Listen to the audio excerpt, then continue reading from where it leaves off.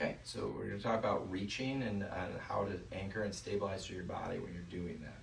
So a couple things you want to be mindful of is your center of mass in your body here, and then your base of support. When you're standing, it's between your feet. So if I'm going to reach forward like this, I can push my hips back and lower my center of gravity, but I'm going to keep it over the arches of my feet to stay stable, like so.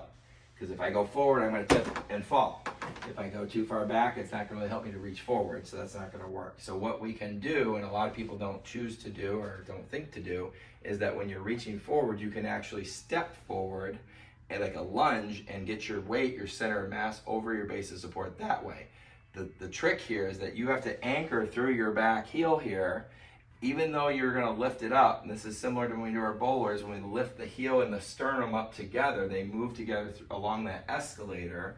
When I reach forward, I have to hold myself up over that base of support, but I also have to tension kind of at that diagonal back through my heel. So I'm almost going to imagine I'm wearing a high heel shoe or like a really long athletic cleat that I'm going to stick into the ground like a stake. So I'm going to tension through that as I come forward, and that's going to anchor me. It's the same as if somebody was holding me from my hips and keeping me back so I don't fall forward on my face. So with that tension, and furthermore, I can pull back here to rotate through my body just like when we walk or run, and I can reach there. I can also put my hand on my thigh and I can do this. Or if I'm going down to the ground, I can anchor back and through here too to get more stability so I can reach the ground there. We also want to think about order of operations here. We want to hinge through the hips and then bend through the knees. And finally, as we have to, we can collapse up top a little bit to reach the thing. But you don't want to just give. You want to control that like you're lowering your body down.